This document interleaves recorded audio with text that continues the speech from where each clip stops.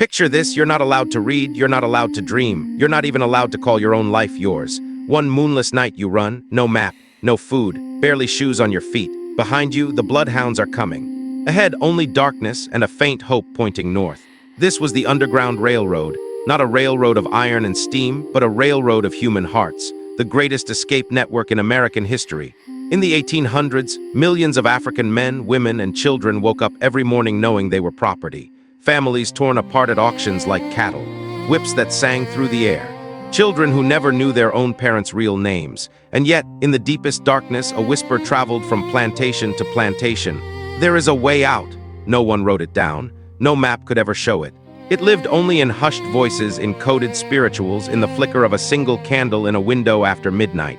They called it the Underground Railroad. Safe houses were stations. The brave souls who risked everything were conductors. And the passengers were running for their lives. The greatest conductor of them all, a woman barely 5 feet tall, Harriet Tubman. Born enslaved, head cracked open as a child, suffered visions and seizures her whole life. She escaped in 1849 and then did the unthinkable.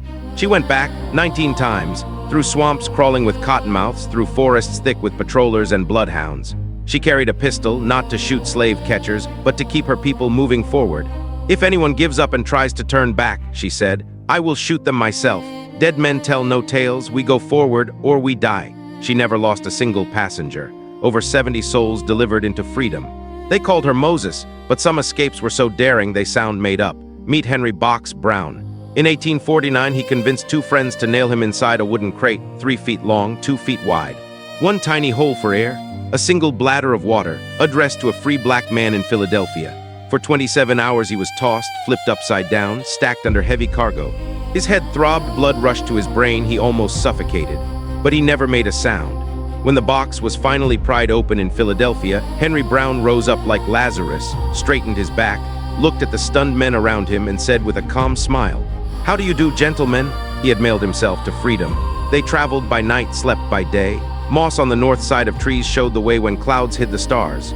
"Follow the drinking gourd," the song said, "follow the Big Dipper to the North Star." Quilts hung on clotheslines carried secret codes. A flying geese pattern meant keep moving north. A crossroads block meant a safe house nearby. A lantern burning in an upstairs window after midnight safe to knock.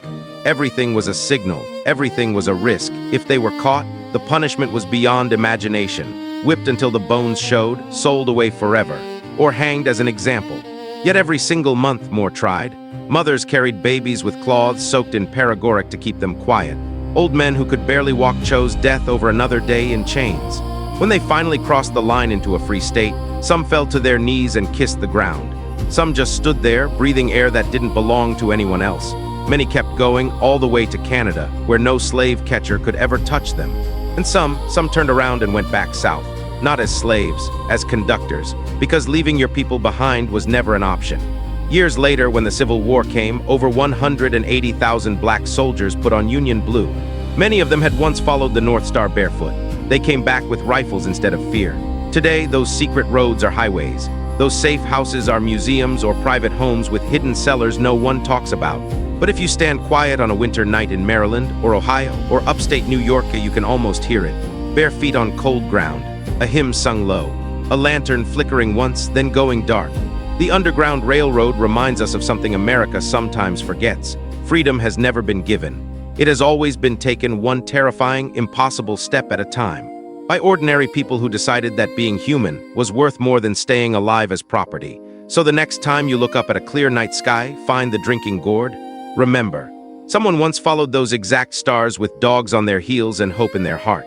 And because they kept walking, we get to live in a country that, however imperfect, at least knows the word freedom belongs to everyone. That is the real Underground Railroad, not tracks of steel, tracks of courage.